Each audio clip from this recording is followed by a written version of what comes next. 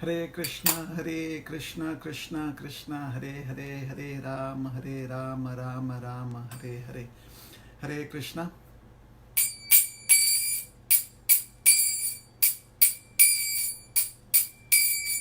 जय राधा माधव कुंज बिहारी,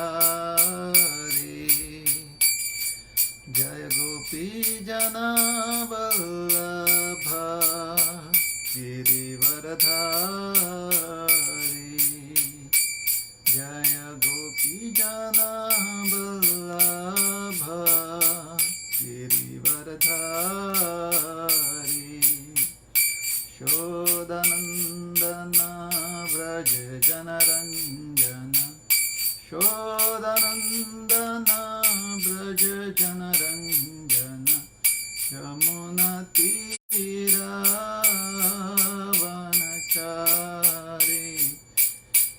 यमुना तीरावनचारी। जय राधा माधव कुंज बिहारी, जय राधा माधव कुंज बिहारी। हरे कृष्णा कृष्णा कृष्णा हरे हरे, हरे राम राम राम हरे हरे। हरे कृष्णा कृष्णा कृष्णा हरे हरे, हरे राम राम राम हरे हरे। हरे कृष्णा कृष्णा कृष्णा हरे हरे, हरे राम राम राम हरे हरे। जय प्रभुपद प्रभुपद श्रील प्रभुपद,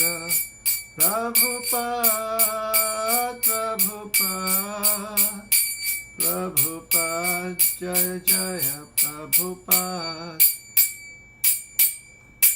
जय श्री हरिनाम संकीर्तन की जय, श्रील प्रभुपाद की जय, अनंत कोटि वैष्णव भक्त वृंद की जय। जय ग्रंथराज श्रीमद् भागवतम की जय, जय निताई गौर प्रेमानंदे हरि हरि बोल। ओम नमो भगवते वासुदेवाय। ओम नमो भगवते वासुदेवाय।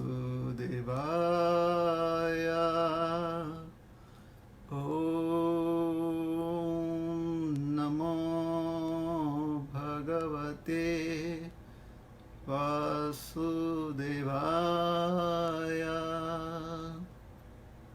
नारायणं नमस्कृत्य नरं चैव नरोत्तमं, देवीं सरस्वतीं व्यासं ततो जयमुदीरयेत्। नष्टप्रायेषु भद्रेषु नित्यं भागवत सेवया, भगवत्युत्तमश्लोके भक्तिर्भवति नैष्ठिकी। ग्रंथराज श्रीमद् भागवतम स्कंद तीसरा, अध्याय 1। शीर्षक है विदुर द्वारा पूछे गए प्रश्न, श्लोक क्रमांक 31।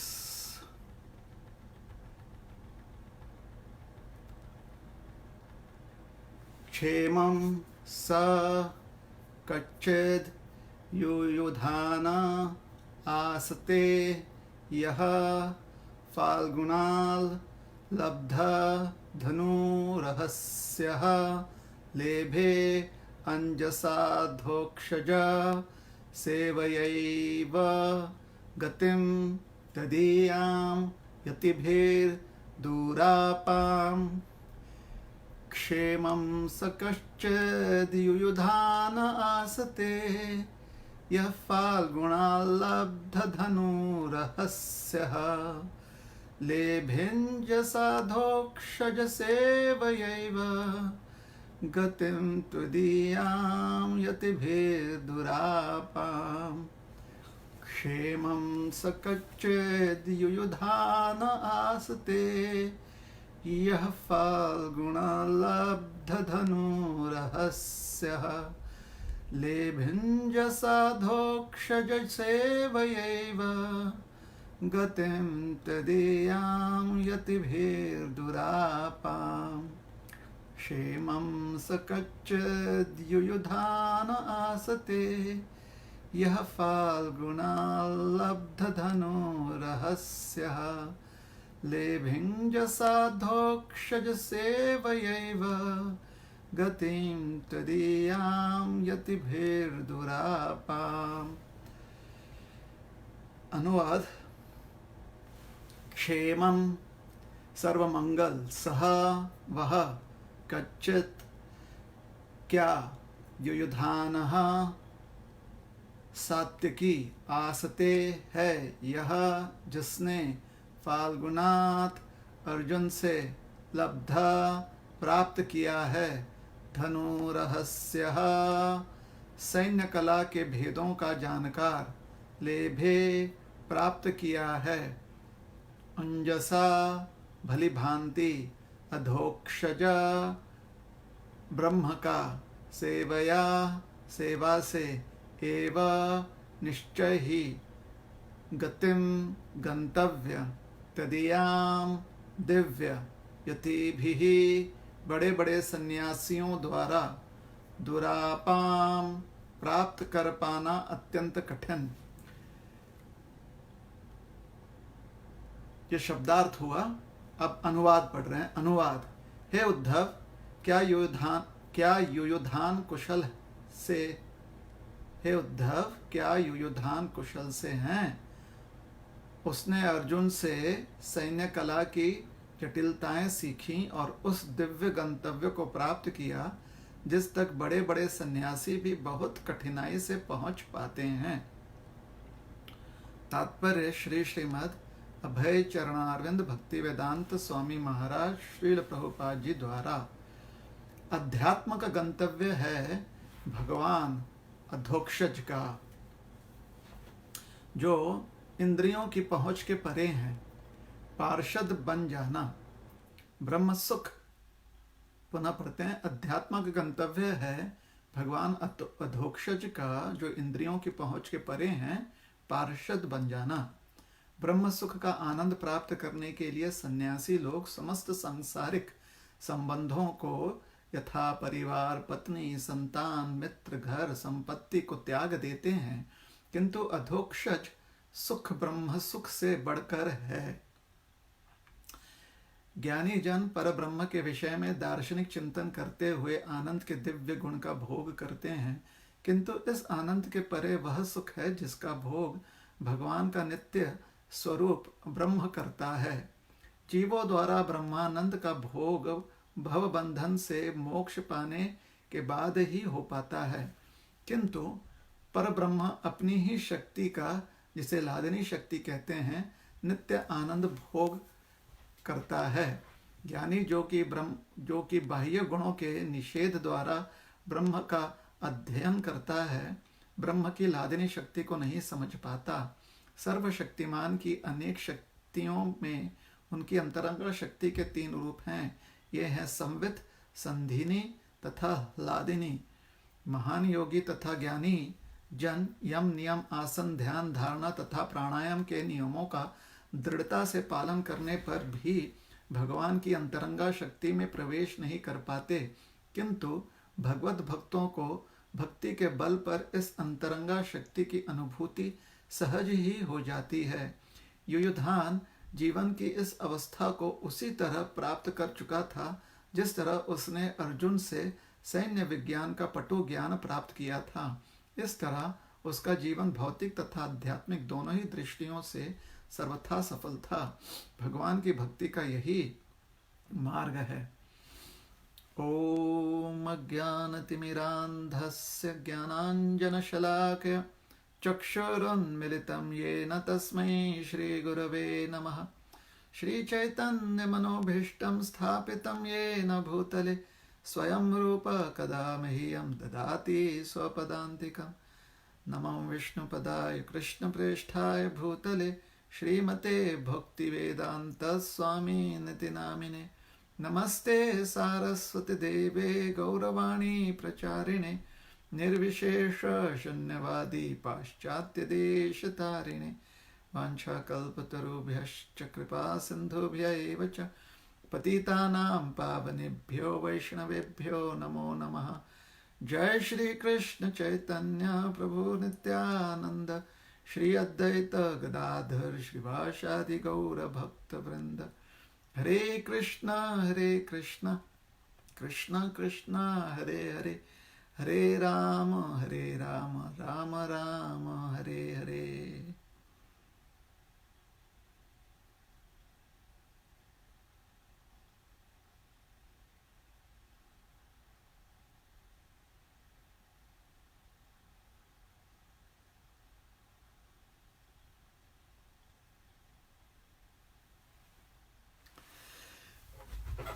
हरे कृष्णा। तो आज हम तीसरे स्कंद के पहले अध्याय से श्लोक क्रमांक 31 पर चर्चा कर रहे हैं। यहां पर विदुर जी युयुधान नामक एक योद्धा के बारे में उद्धव जी से पूछताछ कर रहे हैं। युयुधान नाम के व्यक्ति का भगवद गीता में भी उल्लेख आता है। भीम अर्जुन समायुधि युयुधान विराटश्च,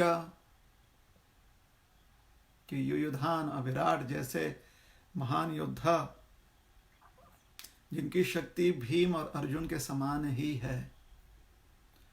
तो युयुधान ये यदुवंश के एक श्रेष्ठ योद्धा हैं, यदुकुल के सदस्य हैं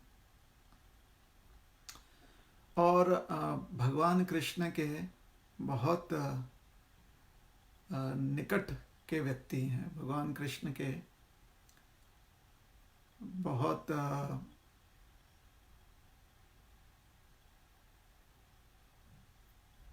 कॉन्फिडेंशियल व्यक्ति हैं युयुधान।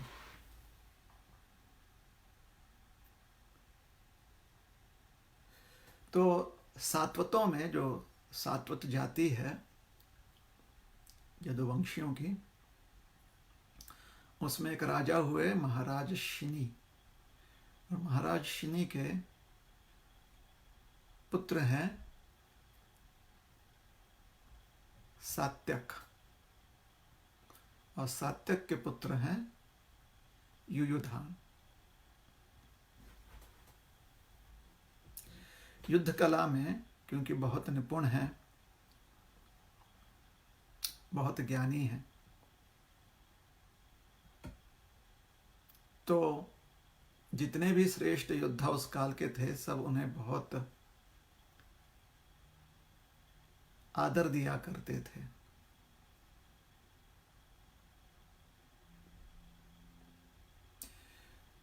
महाभारत की जो बहुत घनासन युद्ध हुई थी, महाभारत में ही कुरुक्षेत्र में जो युद्ध हुआ था, जहां पर पांडव और कौरव के बीच में मतभेद के कारण विश्व भर के बहुत सारे राजा महाराजा एकत्रित हुए थे और पांडवों के पक्ष से या कौरवों के पक्ष से युद्ध कर रहे थे, तो उस समय युयुधान भी पांडवों के पक्ष से युद्ध करने आए। और व्यासदेव जी अपने महाभारत में जो युद्ध पर्व है, भीष्म पर्व है, द्रोण पर्व है और कर्ण पर्व है, इन पर्वों में, इन सेक्शंस में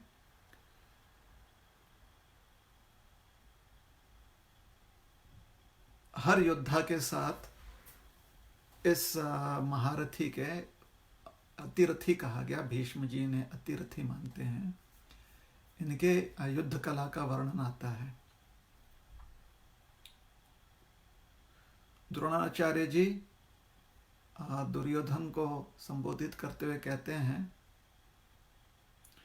कि पांडवों के पक्ष से जो योद्धा युद्ध कर रहे हैं उसमें अर्जुन अपराजेय है और उसी प्रकार से सात्विकी अपराजेय है। युयुधान ये सात्विक महाराज के पुत्र हैं, इसलिए उनका एक नाम है सात्विकी। और उनका सात्विकी जी या युयुधान जी का भगवान कृष्ण से हमेशा से बहुत प्रेम रहा है और पांडवों से भी उनका बहुत प्रेम रहा है। जब द्वारका की सेना, जिसको नारायणी सेना भी कही गई है,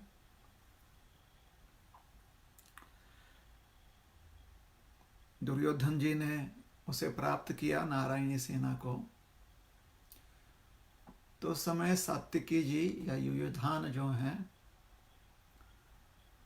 उन्होंने निर्णय लिया कि वह पांडवों के पक्ष से युद्ध करेंगे, क्योंकि कृष्ण पांडवों के पक्ष में थे, पांडवों के पक्ष में, और कौरवों के विरुद्ध कृष्ण जो हैं युद्ध में भाग ले रहे थे। इसलिए सात्विकी जी भी पांडवों के पक्ष से युद्ध करने वाले थे। सात्विकी जी के बारे में कहा जाता है कि वो अत्यंत सत्यवादी थे। सत्यवादी का अर्थ है सत्य के प्रति उनका रुझान था, सत्य के प्रति उनका झुकाव था। और इसलिए कौरवों की धूर्तता उन्हें पूरी तरह से ज्ञात थी, इसलिए कौरवों के पक्ष से वो युद्ध नहीं करना चाहते थे।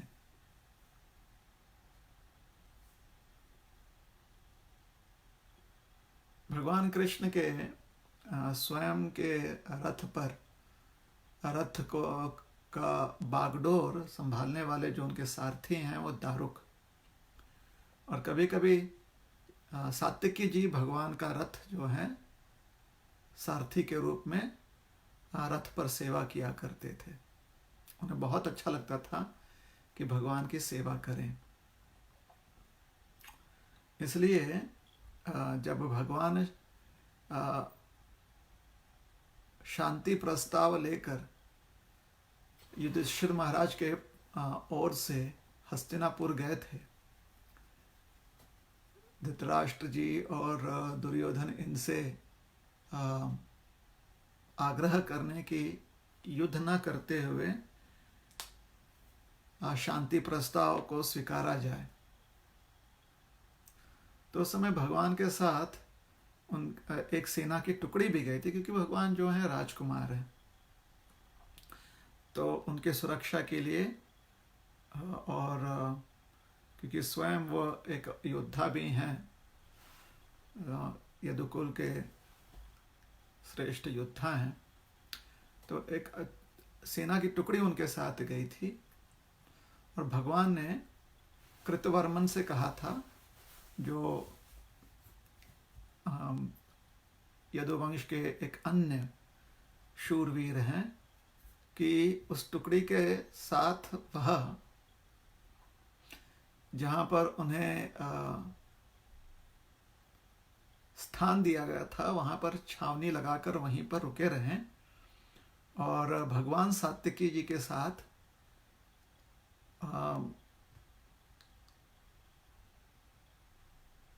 धृतराष्ट्र जी और अन्य जो कुरु वरिष्ठ थे उनसे भेंट करने धृतराष्ट्र जी के महल राज्यसभा गए।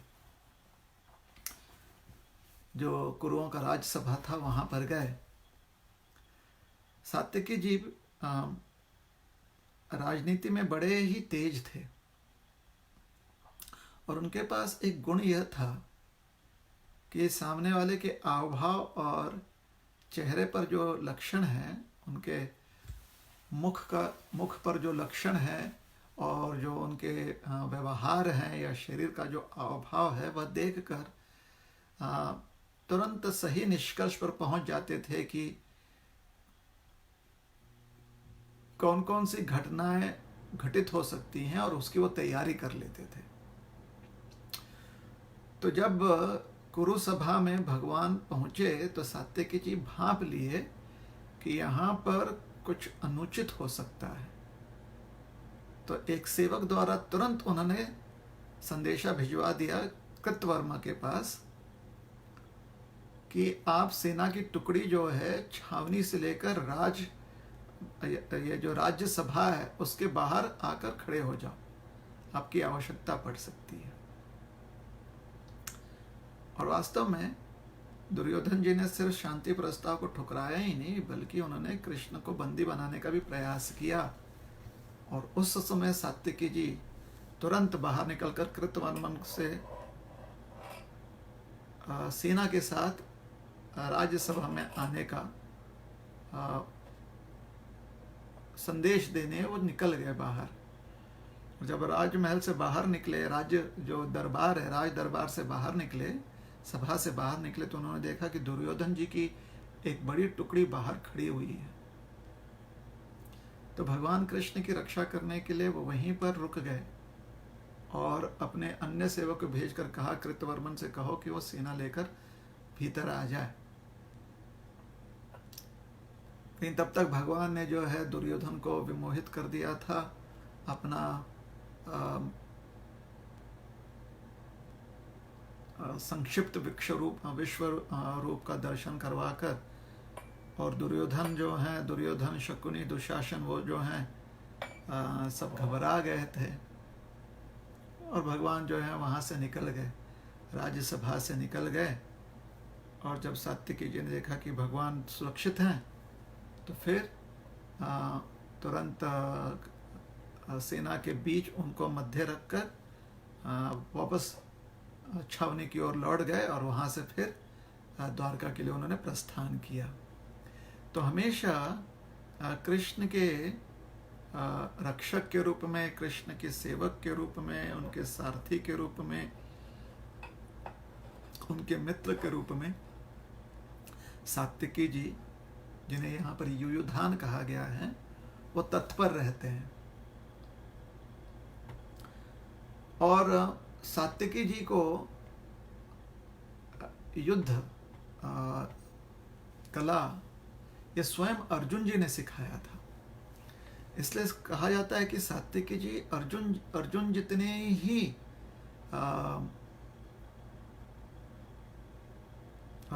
अर्जुन जितने ही वह एक्सपर्ट थे।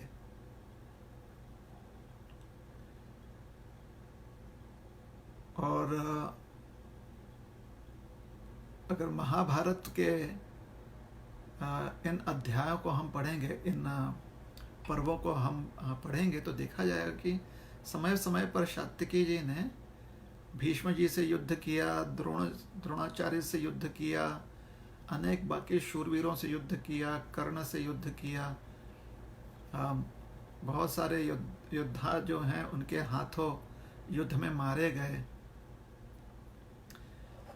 और कई बार उन्होंने भीष्म जी को, द्रोण जी को इस प्रकार से हताश कर दिया था कि रथ पर सवार होते हुए भी भीष्म और द्रोण जी को क्योंकि उनके सारथी रथ पर नियंत्रण नहीं कर पा रहे थे या मूर्छित हो चुके थे या मर चुके थे, इसलिए उनका रथ जो है बिना किसी सारथी के दिशाहीन होकर जो युद्ध भूमि है उससे बाहर चला जाता था, क्योंकि घोड़े घबरा जाते थे और घोड़े युद्ध के उल्टे दिशा में भागने लगते थे। और भीष्म जी को ऐसे एक बार युद्ध में युद्ध भूमि छोड़नी पड़ी, द्रोणाचार्य जी को भी युद्ध भूमि छोड़नी पड़ी। और एक बार ऐसा प्रसंग आया कि द्रोणाचार्य जी अपना धनुष उठा नहीं पाए, क्योंकि जितने भी बार धनुष उठाते थे उतने ही बार सात्यकी जी उनके धनुष को काट देते थे। कहा जाता है कि कम से कम 18 से 20 बार ऐसे सात्यकी जी ने उनके 18 से 20 धनुष जो हैं काट दिए, और द्रोणाचार्य जी के पास फिर धनुष नहीं रहा। एक बार कर्ण जी को इतना उन्होंने त्रस्त कर दिया था कि अगर दुर्योधन जयद्रथ कर्ण की मदद करने नहीं आते तो शायद उस दिन कर्ण जी को बहुत आघात पहुंच सकती थी। तो सात्यकी जी ने पूरे मन से अर्जुन जी की सेवा की, क्योंकि अर्जुन जी उनके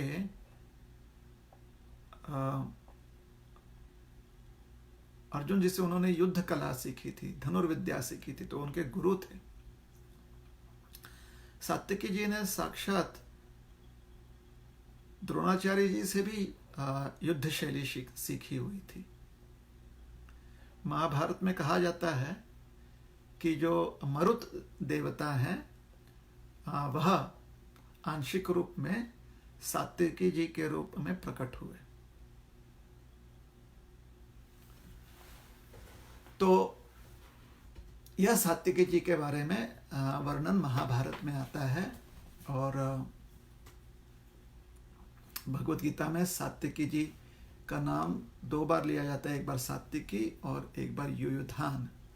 युयुधान जब भगवान नहीं संजय कहते हैं धृतराष्ट्र को समझा रहे, तो कह रहे हैं कि पांडवों के पक्ष में युयुधान जैसे शूरवीर हैं। और दुर्योधन जी जब समझाते हैं द्रोणाचार्य जी को, तो वो कहते हैं कि पांडवों के पक्ष में सात्यकी जैसे महारथी हैं। तो युद्ध में तो महाभारत के युद्ध में तो सात्यकी जी का बहुत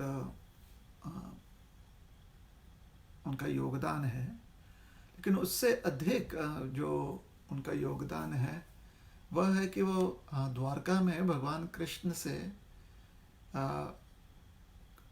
बहुत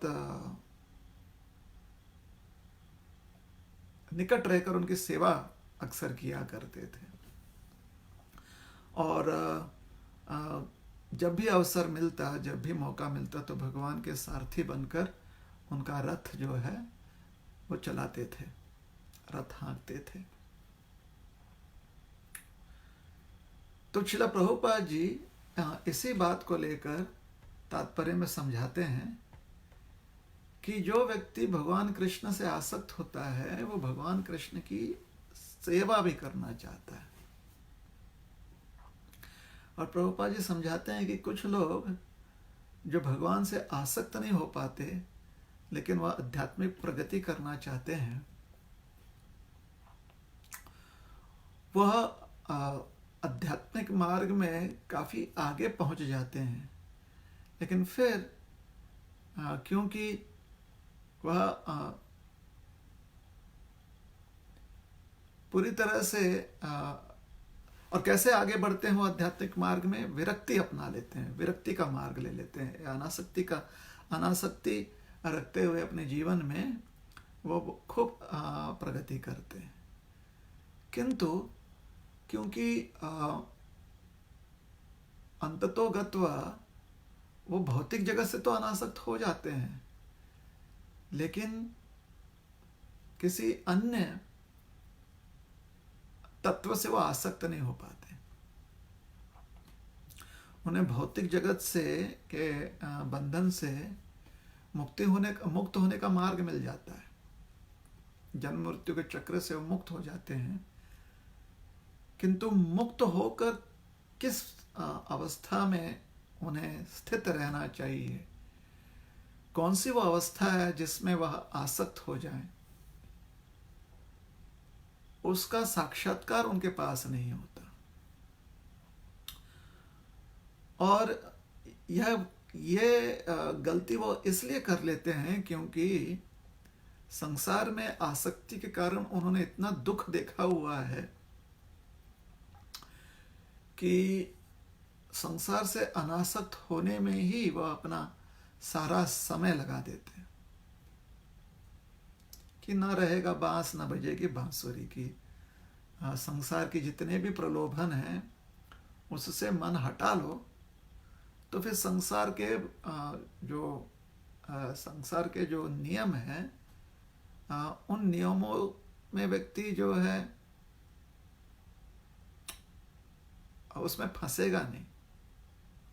संसार का नियम क्या है? संसार का नियम है कि अगर संसार में आप किसी भी चीज से आसक्त हो जाओगे तो फिर आपको पुनर्जन्म लेना पड़ेगा। यह संसार का नियम है कि अगर आप आसक्त हो जाते हो और आप यहाँ पर भौतिक सुख प्राप्त करना चाहते हो तो पुनर्जन्म सुनिश्चित है।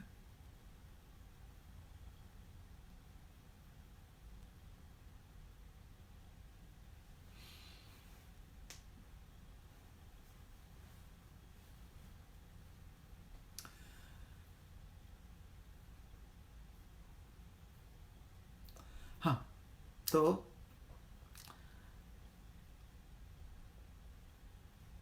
संसार के दुखों से त्रस्त होकर जो व्यक्ति समझ जाता है कि इस प्रकार से भवबंधन से मुक्त होना चाहिए, वो इन सारे प्रलोभनों से बचने के लिए अनासक्ति के मार्ग पर चल देता है, विरक्ति के मार्ग पर चल देता है और बड़े दृढ़ता से, बहुत दृढ़ मन के साथ वह इस अनासक्ति को या ऐसे विरक्ति को अपना लेता है वो व्यक्ति।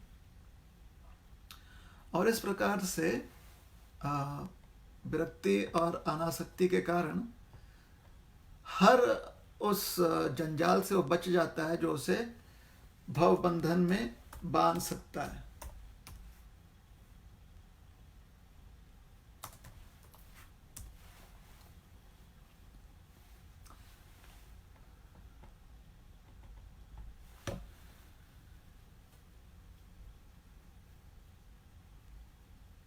भगवान गीता में जो समझाते हैं, जैसे भोगैश्वर्य प्रसक्तानां तयापहृत चेतसां व्यवसायात्मिका बुद्धि समाधौ न विधीयते। जो व्यक्ति भोग और आनंद मतलब भौतिक सुख उससे आसक्त हो जाता है संसार में, तो उसकी बुद्धि जो है वो कमजोर हो जाती है और वह व्यक्ति कभी भी समाधिग्रस्त नहीं हो सकता।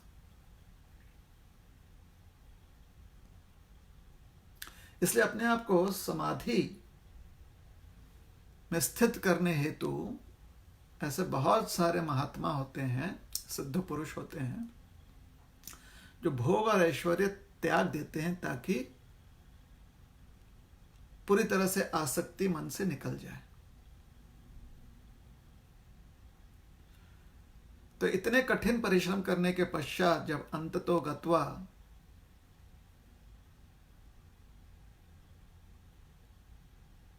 सारे आसक्तियों से वो मुक्त हो जाते हैं,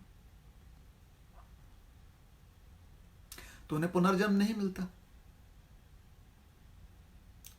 किंतु अब जब भौतिक शरीर नहीं है और भव बंधन नहीं है, तो उस मुक्त अवस्था में उन्हें यह समझ में नहीं आती कि अब करना क्या है,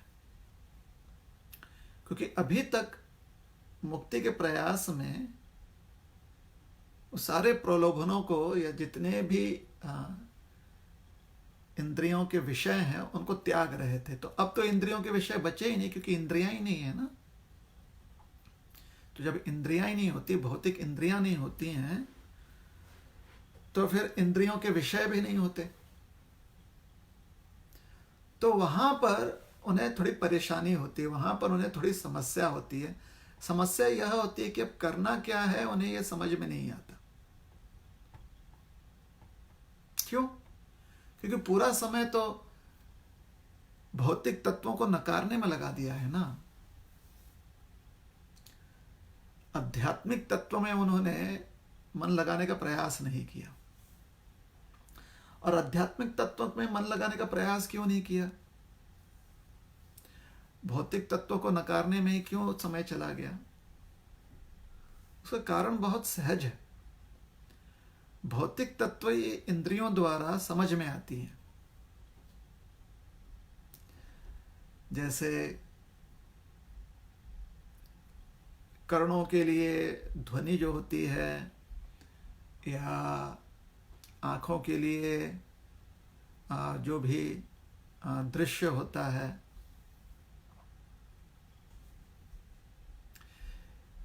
ये सारे चीजों का सिर्फ उन्हें एक बौद्धिक ज्ञान नहीं होता, बल्कि उन्हें उसका एक अनुभव भी होता है कि हाँ, इंद्रियों को यह दृश्य दिखाई दे रहा है जिसकी वजह से मन में आसक्ति आ जाती है, या कानों में यह ध्वनि जा रही है जिसकी वजह से मन भ्रमित हो जाता है। तो ये एक अनुभूति भी होती है उन्हें।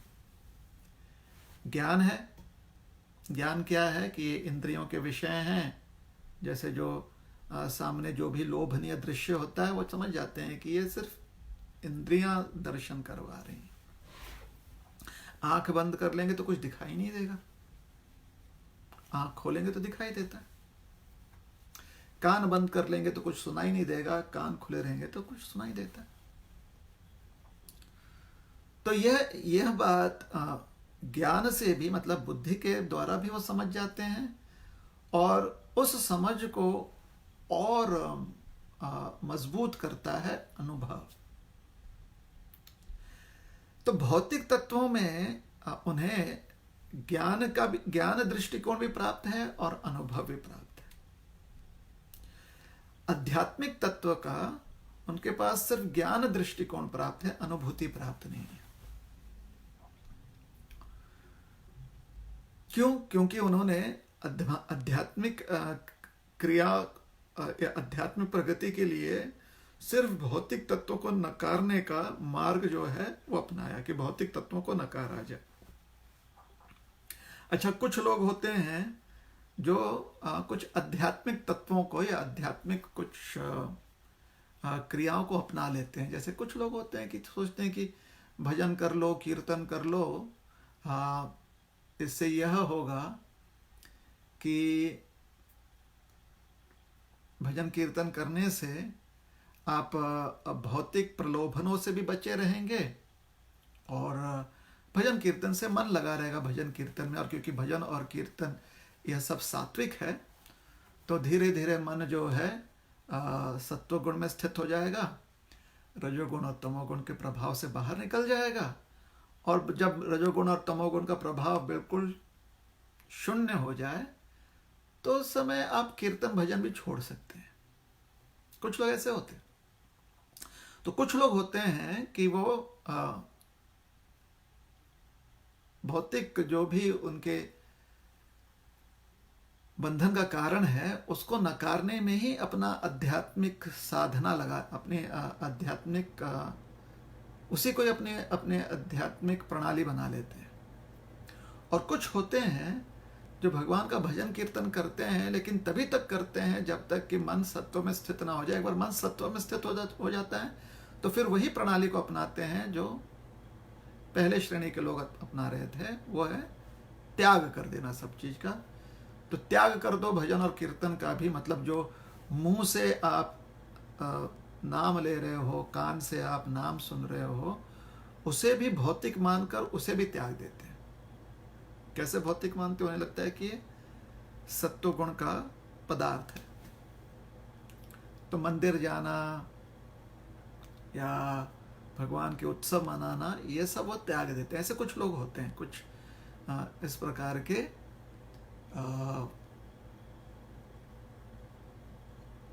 साधक होते हैं।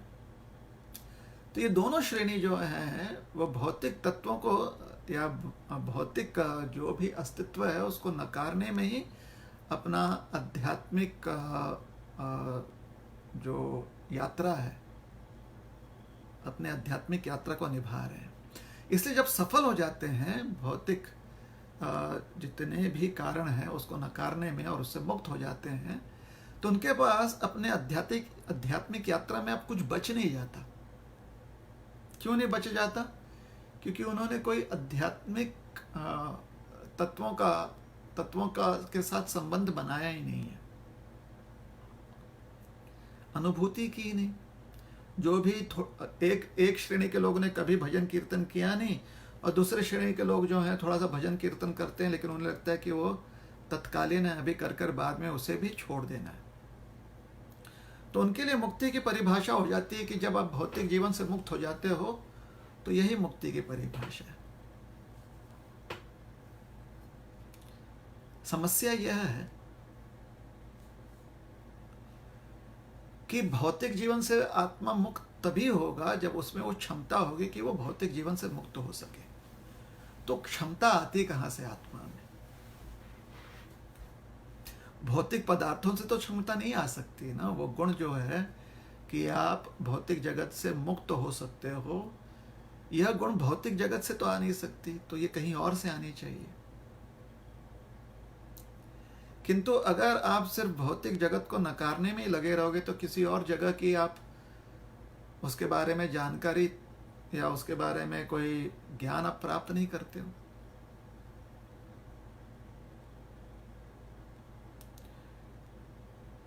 तो जब आपके पास ज्ञान ही नहीं है, कोई आपके पास जानकारी ही नहीं है, तो भौतिक जगत से मुक्त होकर करोगे क्या?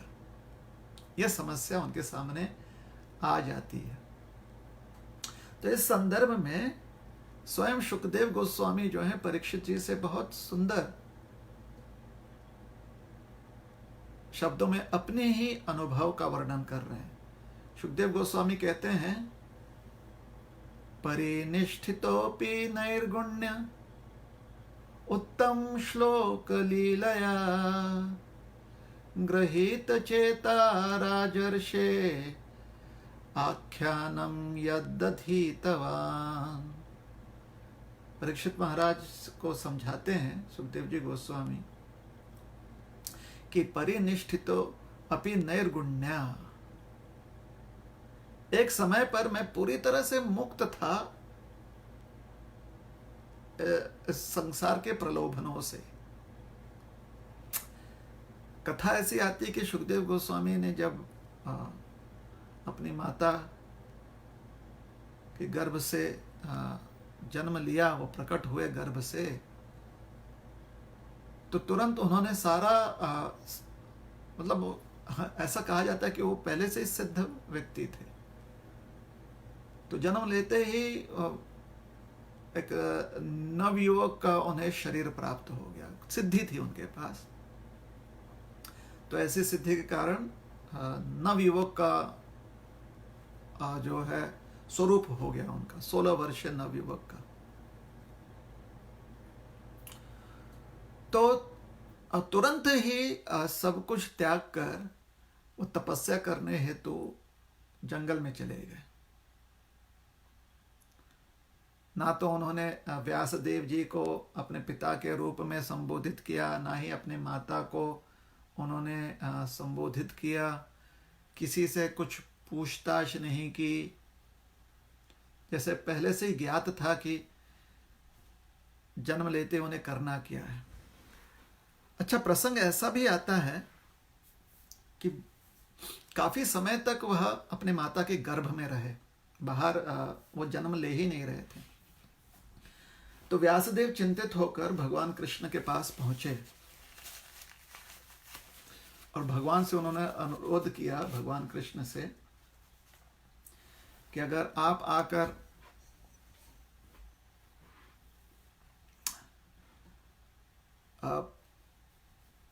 जो गर्भस्थ आत्मा है, अगर आप उसे आश्वासित करेंगे, आश्वासन देंगे, तो फिर शायद वो बात मान जाएगा और जन्म ले लेगा। तो भगवान कृष्ण जो हैं उन्होंने आश्वासन दिया।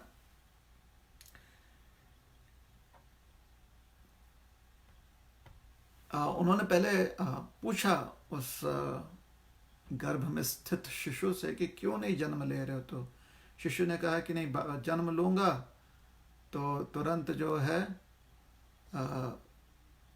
माया और मोह में फंस जाऊंगा, और मुझे माया मोह में नहीं फंसना है। ये कथा है।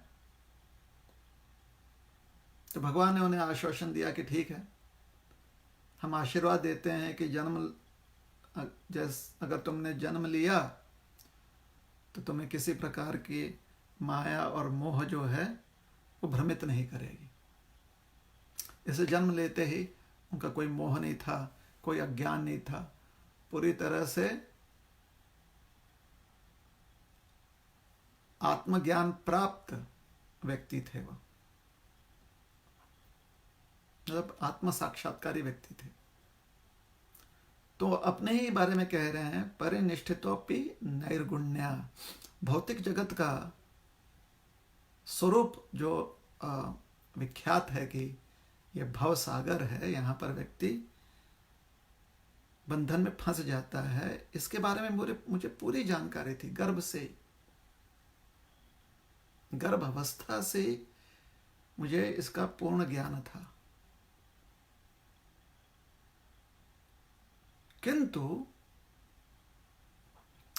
हुआ ये कि जब भगवान ने आश्वासन दिया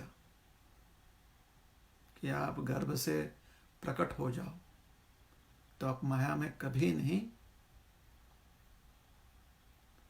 माया के बंधन में कभी भी आप फंसोगे नहीं।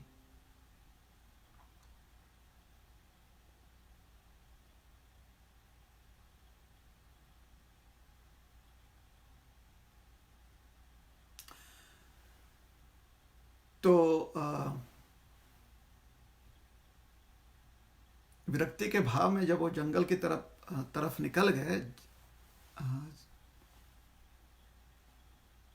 जन्म उपरांत, तो व्यासदेव जी ने उन्हें किसी प्रकार से उन तक भगवान के सुंदर लीलाओं का ज्ञान जो है उन तक पहुंचा दिया। जंगल में ही उन्होंने भगवान के सुंदर सुंदर लीलाओं का श्रवण कर लिया सुखदेव गोस्वामी ने। तो सुखदेव गोस्वामी कहते हैं, परिनिष्ठितोपि नैर्गुण्या उत्तम श्लोक लीलया गृहीत चेता राजर्षे। हे राजर्षि, हे परीक्षित महाराज, मैं पूरी तरह से भौतिक जगत से विरक्त था, संपूर्ण रूप से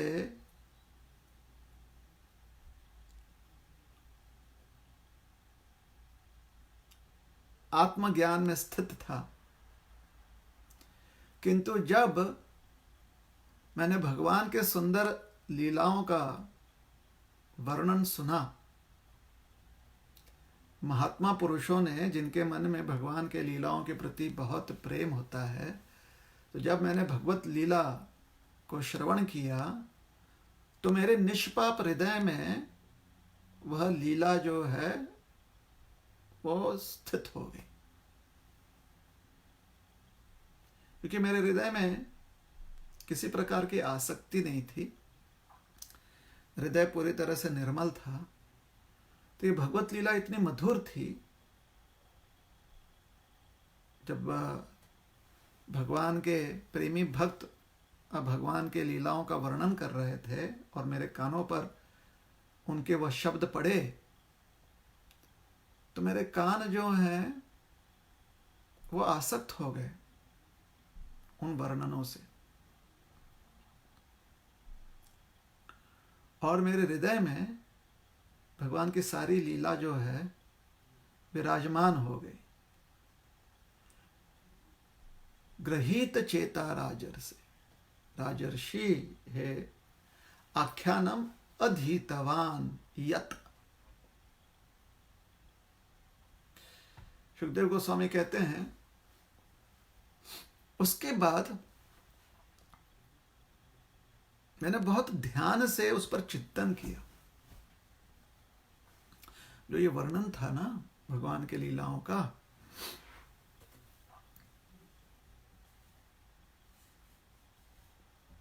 तो उस पर बहुत गहराई से मैंने चिंतन किया। अधीतवान,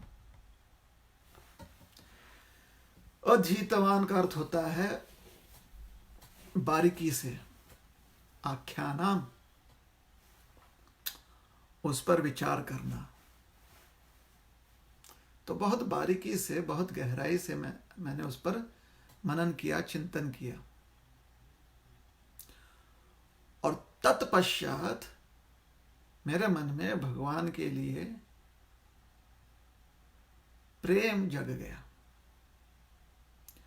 और जब मेरे मन में भगवान के लिए प्रेम जग गया, उसके बाद इस भव संसार का जो भय है, इस भव संसार के जो भव बंधन का भय है, मैं पूरी तरह से उससे मुक्त हो गया। पहले तो मैं अपने नकारात्मक वृत्ति के कारण मुक्त हो गया था, किंतु जब माता के गर्भ में था तो बाहर इसलिए नहीं निकलना चाहता था क्योंकि मुझे भय था, और इसलिए समाज से, लोगों से, हर बस्ती से दूर वीरान जंगल में रहता था मैं। लेकिन किसी प्रकार से भगवत लीला, भगवान की मधुर लीला, विशेष करके भगवान कृष्ण की जो मधुर लीला है, बाल लीला का वर्णन सुना मैंने, श्रवण किया, तो मेरे कान जो है उससे आसक्त हो गए, हृदय में वो बस गया भगवत लीला। और हृदय में इसलिए वो स्थान ग्रहण कर पाया क्योंकि मेरा हृदय रिक्त था। हृदय में कोई और चिंतन का विषय नहीं था, हृदय में कोई प्रलोभन नहीं था, किसी प्रकार की आसक्ति नहीं थी।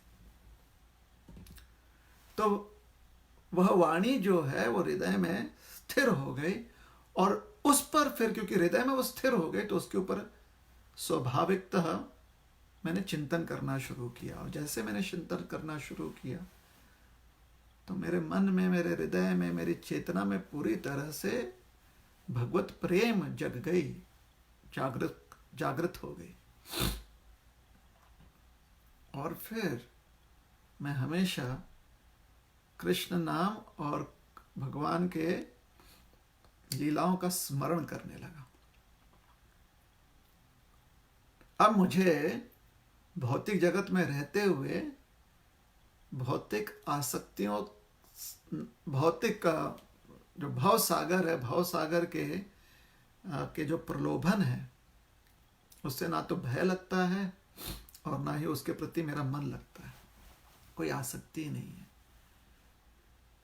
तो यह जो सुंदर जीवन है, जहाँ पर मन में भगवान के लिए भगवत प्रेम आ जाए, यही वास्तव में मुक्त आत्माओं का जीवन होता है। तो सुखदेव गोस्वामी महाराज परीक्षित जी को समझाना चाहते कि हे परीक्षित, आप भगवान के लीला कथा में मन लगाइए और संसार से पूरी तरह से विरक्त हो जाइए। संसार से खाली विरक्त होने से ही व्यक्ति पूरी तरह से संतुष्ट नहीं हो सकता। तो संसार से विरक्त हो जाइए और भगवान के कथा श्रवण में ध्यान दीजिए। जब भगवत कथा, जब संसार से आप स्वेच्छा से विरक्त हो जाते हो तो फिर आपका हृदय रिक्त हो जाता है। तो अब आप ध्यान से भगवत कथा को ग्रहण कर सकते हो, और जब भगवत कथा आपके हृदय में स्थित हो जाती है तब आपके लिए चिंतन का विषय प्राप्त हो जाता है, तब आप चिंतन कर सकते हो। सरल शब्दों में कहा जाए तो हम उसी चीज पर चिंतन करते हैं जो हमारे हृदय में स्थान ग्रहण कर चुके हैं। मतलब जिस पर हमारा हृदय लट्टू हो गया है उसी चीज पर चिंतन करते हैं। मतलब या जिसमें मन लग गया है ना, कहते हैं मन लग गया है कि, या जिस पर हृदय आ गया है, तो चिंतन उसी विषय में होता है ना। अन्य विषय के बारे में चिंतन नहीं होता, उसके बारे में हम चिंता करते हैं। अब भौतिक जितने भी प्रलोभन है उसके बारे में अगर हम चिंतन करेंगे तो उससे चिंता ही उत्पन्न होती है, अलग बात है। तो जो लोग संसार में भौतिक अभिलाषा रखते हुए भगवान का भजन कीर्तन करते हैं, उनके हृदय में वो भजन कीर्तन का स्थान जो है, भजन कीर्तन को स्थान नहीं मिलता। क्यों? क्योंकि उसमें भौतिक अभिलाषाएं हैं। इसलिए भगवान का नाम जो है, भगवान की कथा जो है, उनके हृदय में स्थान बना नहीं पाती है। और क्योंकि हृदय में स्थान नहीं बनता है भगवान के नाम का, नाम जो है हृदय में वास नहीं कर पाता है, भगवत नाम या भगवान के भगवत कथा या भगवान का जो गुण वर्णन है हृदय में स्थान नहीं प्राप्त कर सकता, तो चिंतन भी नहीं हो पाता, उस पर चिंतन भी व्यक्ति नहीं कर पाता है। तो भगवान के नाम का, और अगर भगवान के कथा का, भगवान के चरित्र गुण वर्णन का हमारे हृदय में हमें स्थान बनाना है तो पहले हृदय को रिक्त करना पड़ेगा। तो अपने प्रयासों से हम विरक्ति अपनाएं, वैराग्य अपनाएं। ऐसे वैराग्य से जब हम प्रलोभनों को ना कहते हैं तो हृदय में वह प्रलोभन का स्थान रिक्त हो जाता है। जब हम स्वयं से ना कहते कि ना, अब हम भौतिक कोई सुख नहीं चाहते, तो फिर हृदय जो है रिक्त हो जाता, खाली रह जाता है। उस अवस्था में अगर हम कृष्ण कथा श्रवण करते हैं, भगवत नाम लेते हैं, तो भगवान का नाम हृदय में स्थान ले लेता है। अब क्योंकि भगवान के नाम ने या भगवत कथा ने हृदय में स्थान लिया हुआ है, मन में स्थान लिया हुआ है, तो उसके ऊपर व्यक्ति चिंतन कर सकता है। और जब व्यक्ति चिंतन करता है उन विषयों पर जो उसके हृदय में स्थान ले लिए हैं, तो फिर उसके प्रति आसक्ति निर्माण हो जाती है। और भगवान के नाम के प्रति आसक्ति निर्माण हो जाए तो भगवत प्रेम फल के रूप में प्राप्त होता है। भगवत कथा के प्रति आसक्ति निर्माण हो जाए तो भगवत प्रेम फल रूप में प्राप्त होता है, जो अत्यंत मधुर होता है।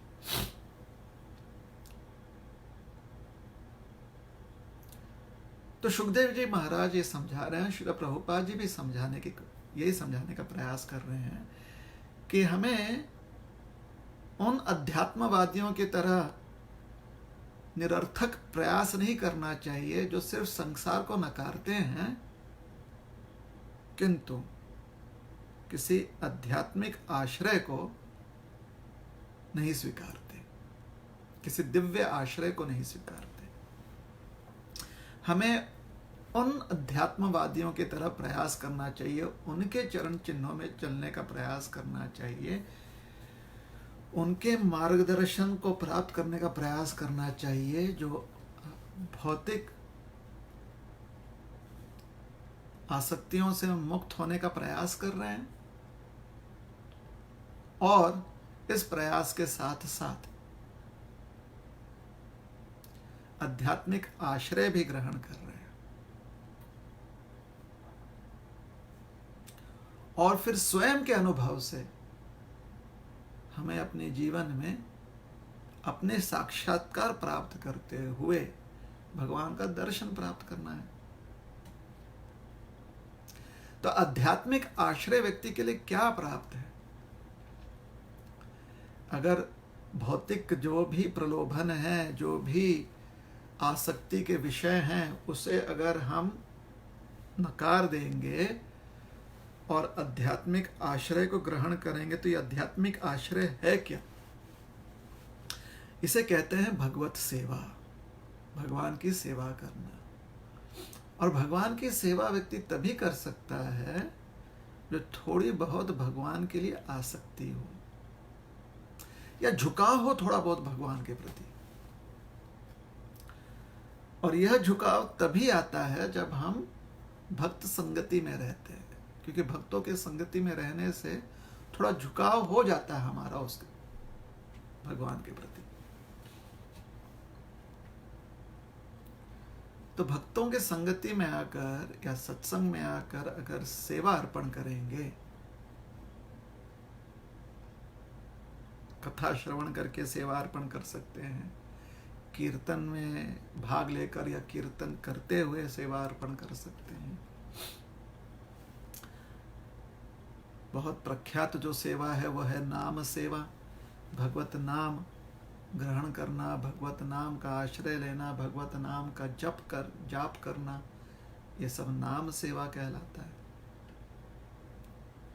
भगवान के सुंदर विग्रहों की सेवा कर सकते हैं। विग्रह मंदिर में होते हैं, मंदिर को स्वच्छ रखना, मंदिर में रोज जो है भगवान के लिए सुंदर स्वच्छ जल लाकर रखना, पुष्प लाकर रखना, जो शुभ पत्तियां मानी गई हैं या अन्य वनस्पति माने गए हैं, जड़ी बूटी माने गए हैं, मंजरियां मानी गई हैं, वो सब लाकर भगवान को अर्पण करना, ये सारी विग्रह सेवा कहलाती है। तीर्थ स्थानों का दर्शन करना, तीर्थ स्थानों में जाकर तीर्थ स्थानों को स्वच्छ रखने में योगदान देना, वहाँ के पावन सरोवरों में जाकर जल स्नान करना, वहाँ के जो भी जलाशय हैं उनको स्वच्छ निर्मल रखना, ये सारी धाम सेवा होगी। तो आध्यात्मिक आश्रय का अर्थ होता है सेवा।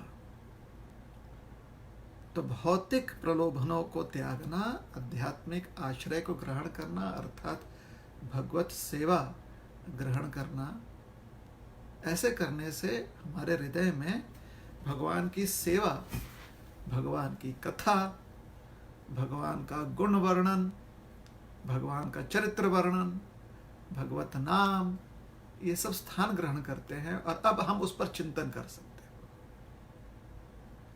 उस पर आख्यानम यद अधीतवान, बारीकी से हम उसके ऊपर चिंतन कर सकते हैं। और ऐसे चिंतन से भगवान के प्रति गाढ़ प्रेम, गहरा प्रेम जो है वो प्रकट होता है। एक अन्य जगह पर शास्त्र में इसी बात को समझाने के लिए एक कवि ने सुंदर रूप से कहा है, अद्वैत विधि पथिकैरुपास्याः स्वानंद सिंहासन लब्ध दीक्षा शठेन केनापि वयं हठेना दासीकृता गोपवधूवितेना। अद्वैत विधि पथिकैरुपास्याः, अद्वैत पथी अर्थात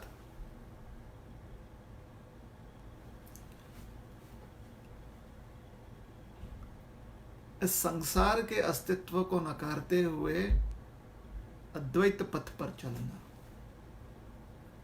अद्वैत पथ का अर्थ है भगवत सेवा के दिव्य स्वरूप का पूर्ण ज्ञान ना होना, भगवान के दिव्य स्वरूप या दिव्य अवस्था का ज्ञान न होना, उसे कहते हैं अद्वैत विथि। इसे अद्वैतवाद भी कहा जाता है।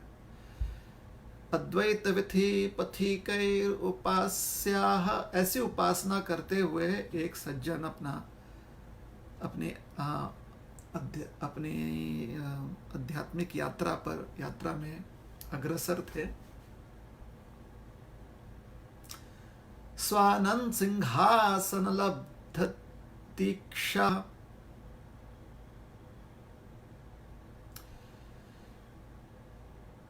तो वहां पर एक राहत प्राप्त हो गई थी दुखों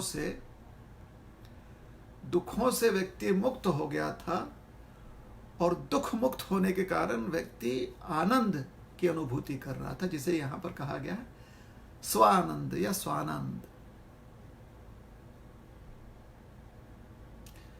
कभी कभी जब पेट खराब होता है ना, बहुत खराब होता है, बहुत पेट में बहुत है ना,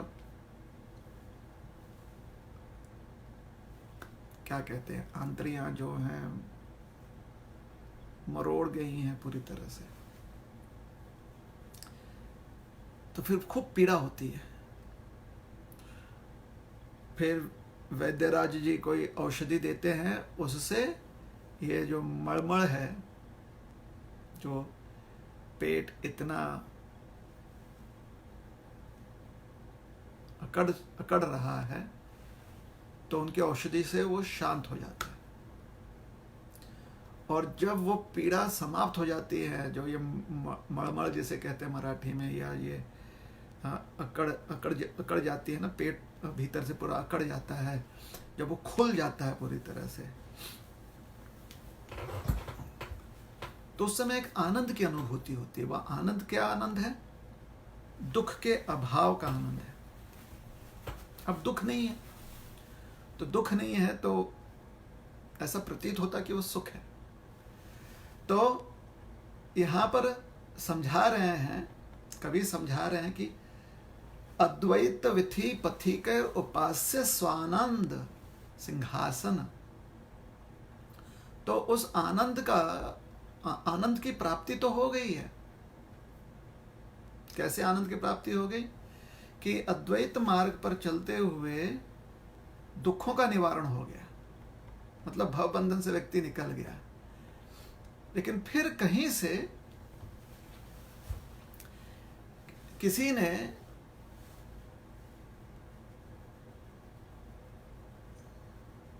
कवि कह रहे हैं शठेन, शठ मतलब बड़ा ही चतुर व्यक्ति, जो हमें हमारी मासूमियत के कारण हमें फंसा देता है। एक कोई शठ का मतलब, अब शठ का अर्थ तो वैसे सीधा निकलता है धूर्त। तो कह रहे हैं शठेन केनापि वयम हथेना, एक शठ कहीं से आ गया और जबरदस्ती से उसने कहीं से आ गया, केनापि मतलब समझ में ही नहीं है कि कब वो आ गया। वो शठ मतलब जिस व्यक्ति के कारण अब हम फंस चुके हैं, ऐसा व्यक्ति। तो अब स्वानंद की अनुभूति कर रहे हैं। स्वानंद सिंहासन मतलब ऐसा लग रहा है कि भाई दुख का जो संसार है समाप्त हो गया है, और हम ऐसे सिंहासन पर बैठे हुए हैं जिसके नीचे सारा दुख दब चुका है। स्वानंद सिंहासन लब्ध दीक्षा, वहां पर आश्रय ले लिया, ऐसे सिंहासन पर विराजमान हो गए। लेकिन शठेन केनापि वयम हठेना, इस शठ ने आकर जबरदस्ती से वयम, मुझे जकड़ लिया, जबरदस्ती से पकड़ लिया मुझे जबरदस्ती से। और क्या किया? दासी कृता गोपवधू वृटेन। उसने मुझे जबरदस्ती से पकड़कर एक दासी बना दिया। कहा मैं सिंहासन पर बैठा हुआ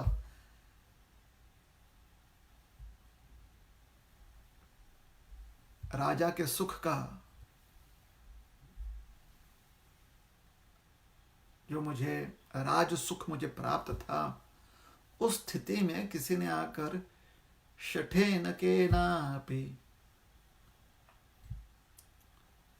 हठेन वयम वयम हठेन शठेन केनापि वयम हठेन दासी कृता गोपवधू विटेन।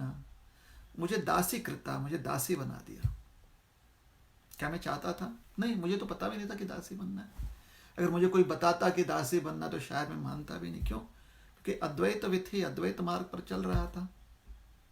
उस मार्ग पर चल रहा था जहां पर किसी प्रकार की भी संबंध को के बारे में सुनकर मुझे डर लगता था कि इन संबंधों के कारण मैं भव बंधन में फंस जाऊंगा।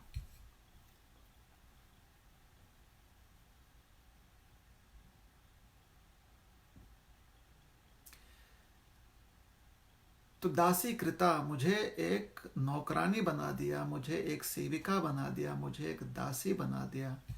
किसने दासी बनाया मुझे? गोपवधू विटेन।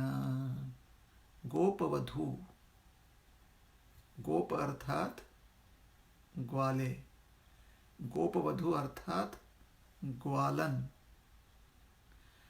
गोपवधू वीट अर्थात जो ऐसे ग्वालनों के साथ व्यवहार रखता है। मतलब हमारे श्याम सुंदर जी, ठाकुर जी, ठाकुर जी की सारी दुनिया जो है वो ब्रज है।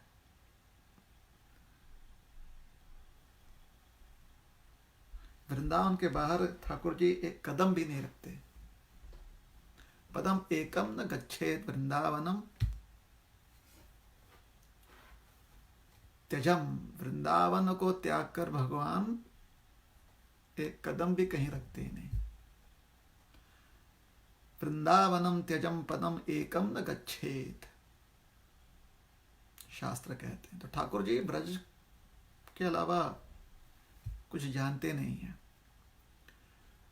और ब्रजवासी में जिन गोपियों ने ठाकुर जी को माखन खिला खिला कर उनके मन को संतुष्ट किया है, उनके लिए माखन बना बना कर उन्होंने कष्ट किया है। ठाकुर जी उन्हें बड़े मानते हैं, उन गोपियों को। तो ये कवि हैं बिल्व मंगल ठाकुर, बहुत ही प्रख्यात कवि हैं। समझा रहे थे कि बिल्व मंगल ठाकुर जी जो हैं, एक समय पर उनकी बुद्धि जो है प्रज्वलित हो गई। तो उन्होंने सोचा कि संसार का मोह माया सब त्याग देते हैं। तो काशी में उन्हें कोई अच्छे साधु मिल गए। उन्होंने उन्हें प्रशिक्षित कर दिया, शिक्षा प्रदान किया। अद्वैत मार्ग में वो स्थित हो गए, अद्वैतीन हो गए। और अब पूरी तरह से विरक्त होकर, पूरा संसार का मोह त्याग कर, किसी भी चीज के प्रति उनका मोह नहीं था, किसी भी वस्तु में उनकी आसक्ति नहीं थी। अभी भी शरीर था ही, लेकिन शरीर से मोह नहीं था उनका, या शरीर के जो उपलब्धियां हैं और आवश्यकताएं हैं उससे उनकी आसक्ति नहीं थी। तो इस प्रकार से अवधूत रूप में, बिल्कुल ही विरक्त रूप में, एक फकीर के रूप में, मनमौजी के रूप में भ्रमण कर रहे थे। भ्रमण करते करते कब वृंदावन पहुंच गए, जमुना जी के तट पर, पता नहीं। और वहां पर ब्रज के उस सुंदर वातावरण में कैसे उनको अनुभूति मिल गई। वहां पर कुछ भक्त मिल गए, ब्रज के निवासी, ब्रजवासी जो हैं वैसे भी थोड़े से कृष्ण के लिए पूरी तरह से वो पागल ही रहते हैं। उनका सारा जीवन जो है वो कन्हैया पर न्यौछावर है ब्रजवासियों का। तो उस वातावरण में उन पर इतना प्रभाव पड़ा कि, और वहाँ के सिद्ध महात्माओं के संगति के वजह से कृष्ण के लिए वो बहुत ही आसक्त हो गए।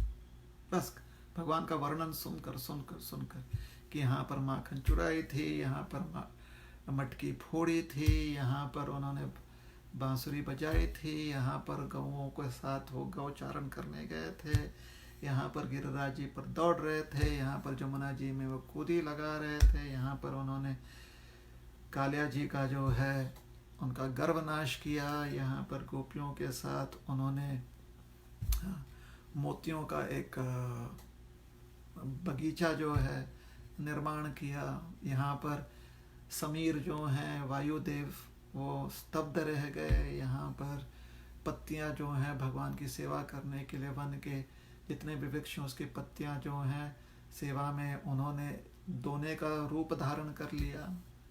यहाँ पर गेंद खेलते हुए वन में गेंद चली गई थी, यहीं पर वन में आग लग चुकी थी। मतलब ये सब, ये तो कुछ ही बातें अभी हम लोग जो हैं स्मरण कर रहे हैं। तो ये सारी चीज़ें जो है ठाकुर जी के बारे में, मतलब कहाँ उसका अंत है किसी को पता नहीं।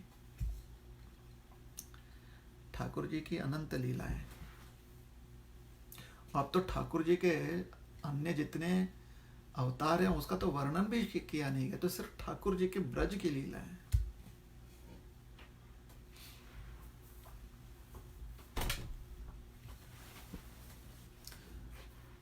तो बिल्व मंगल जी इतने वहां पर ठाकुर जी से आसक्त हो गए, मन पूरी तरह से मतलब ठाकुर जी में लग गया कि ठाकुर जी का दर्शन हो गया उन्हें। बस उसके बाद क्या कहने, उसके बाद तो पागलों की तरह ठाकुर जी को ढूंढते रह गए, कहाँ है कन्हैया, कहाँ है कन्हैया। ऐसे ही जीवन व्यतीत कर लिया शेष, और अंत समय में कन्हैया को ढूंढते हुए इस शरीर को त्याग कर दिव्य शरीर में कन्हैया को ढूंढ लिया, प्राप्त कर लिया, भगवत धाम पहुंच गए। तो यही इस सुंदर कविता के पंक्ति में कह रहे हैं, इस बात को समझा रहे हैं कि शठे न, ये भगवान की विशेषता है। भगवान कृष्ण हो, राम हो, राम जी तो थोड़े से उनके भक्त इतना नहीं बोलते हैं उनके बारे में, लेकिन राम जी का भी, प्रभु रामचंद्र जी का भी यही स्वभाव है। कब आपके मन को हर लेंगे पता नहीं। बहुतों का मन जो है भगवान ने जाने अनजाने में चुपचाप से हर लिया है।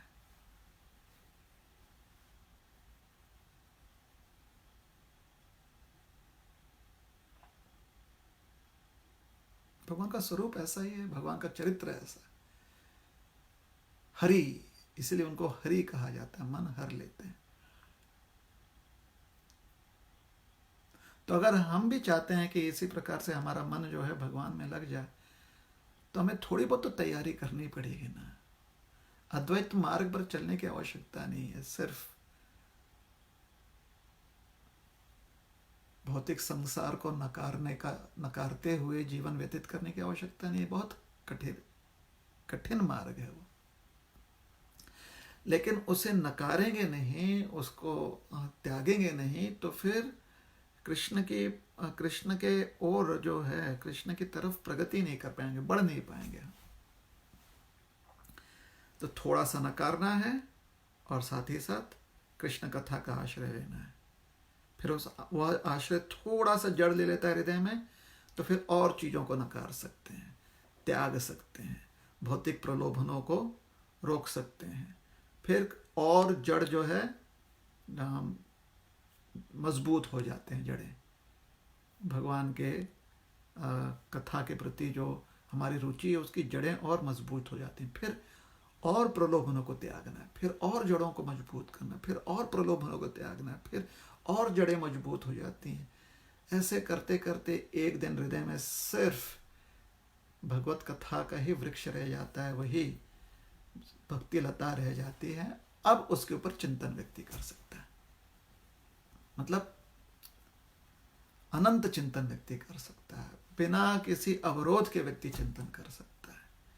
पहले चिंतन जो है वो रुक रुक कर होता है, थोड़ी सी कथा सुनी और उसके ऊपर चिंतन कर रहे हैं, अचानक कुछ भौतिक प्रलोभन जो है मन को भटका देता है। इसलिए प्रलोभनों को त्यागना है और साथ ही साथ और सेवा करनी है। सेवा करते हैं तो उतनी ही जड़ें और मजबूत हो जाती हैं। कहाँ पर? हमारे हृदय में। किसकी जड़ें हैं वो? हमारे आध्यात्मिक आश्रय की जड़ें हैं। और फिर भगवान तो है ही हरि। एक दिन जब मौका मिलेगा हमें पता भी नहीं चलेगा और हमारी भी स्थिति ऐसी हो जाएगी। शठेन केनापि वयं हठेन दासी कृता गोपवधू विटेन। दासी कृता, हम भी भगवान के सेवक के सेवक के सेवकों के सेवक बन जाएंगे। हरे कृष्ण कृष्ण कृष्ण हरे हरे, हरे राम राम राम हरे हरे। हरे कृष्णा। तो यहाँ पर कथा को विराम देते हैं। और अगर आप में से किसी ने कमेंट सेक्शन में अपने प्रश्न लिख दिए हैं तो प्रश्न हम तक पहुँच चुके होंगे, और अगर आपने अपने प्रश्न नहीं भेजे हैं तो यही मौका है, आप अपने प्रश्न कृपा करके भेज दें। और अगर वो प्रश्न हम तक पहुँच गए तो हम उनका उत्तर देने का प्रयास करेंगे। तो अभी तक तो कोई प्रश्न नहीं आए हैं, तो चलिए 3 बार जो है हरे कृष्ण महामंत्र का उच्चारण करते हैं और रुकते हैं तब तक कि कोई प्रश्न अगर आ जाए तो फिर उत्तर देने का प्रयास करेंगे। हरे कृष्ण कृष्ण कृष्ण हरे हरे, हरे राम राम राम हरे हरे, हरे कृष्ण कृष्ण कृष्ण हरे हरे, हरे राम राम राम हरे हरे, हरे कृष्ण कृष्ण कृष्ण हरे हरे, हरे राम राम राम हरे हरे। हरे कृष्ण।